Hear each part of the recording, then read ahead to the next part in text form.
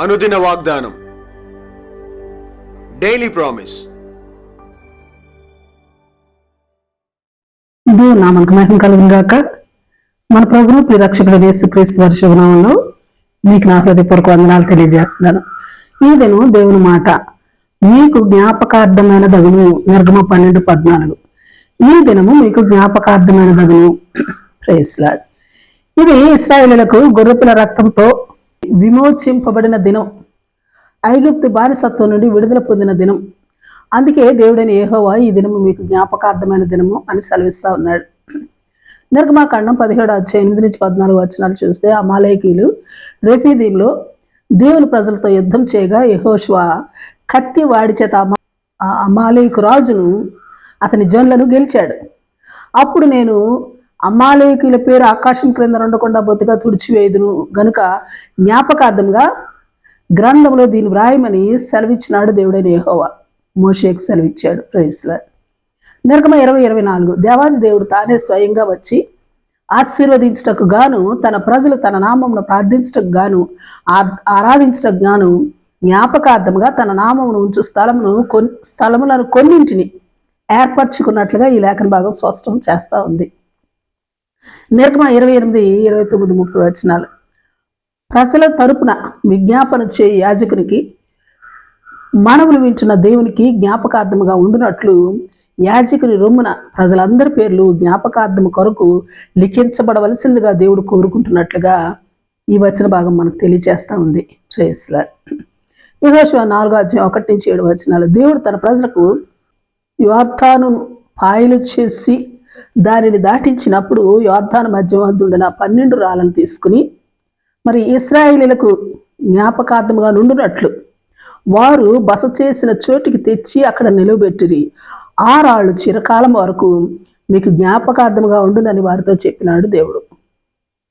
జకర్యా 3:1-8. అలాగే 6:1-14 చూస్తే, మలిన వస్త్రాలతో నిలిచిన ఒక వ్యక్తిని దేవుడు దేవుని ఆలయంలో నిలవబెట్టి యాజకత్వానికి అప్పగించి దేవుని సముఖంలో నిలిచినట్టు భాగ్యాన్ని అనుగ్రహించి అతనిని గౌరవించటకు గాను తన తల మీద పెట్టబడిన ఆ కిరీటమును యెహోవా ఆలయంలో జ్ఞాపకార్థముగా ఉంచినట్లుగా మనం చూస్తా ఉన్నాం. Praise lord.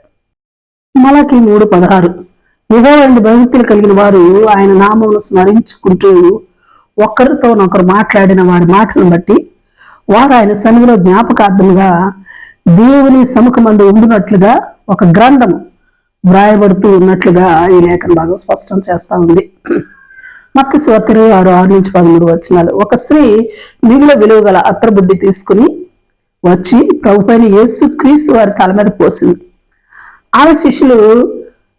ఆమెను శిష్యులు విమర్శిస్తూ ఉండగా, ఈ స్త్రీ నా విషయమే ఒక మంచి కార్యం చేసింది.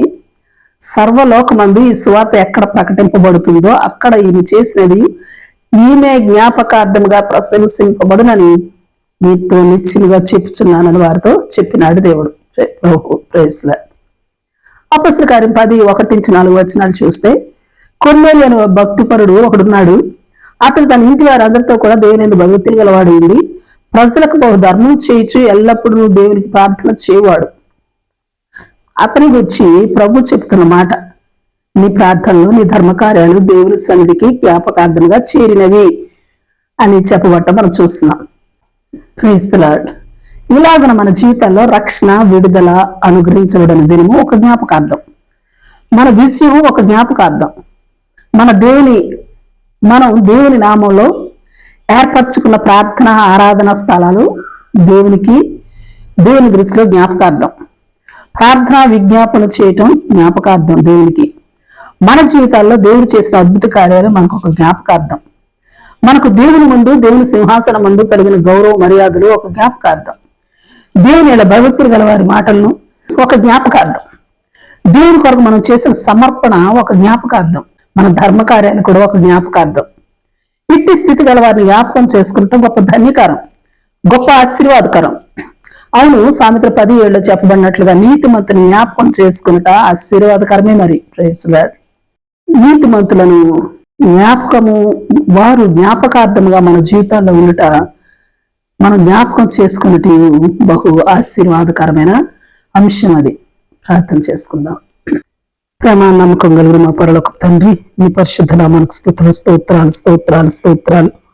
దేవా, ఇట్టి ఆశీర్వాదకరమైన జ్ఞాపకార్థమైన దినములు నాకు మా ఎల్లరికీ అనుగ్రహించమని ప్రార్థిస్తూ మీకు స్తుతులు స్తోత్రాలు స్తోత్రాలు స్తోత్రాలు చెల్లిస్తూ ఉన్నాం. దేవా,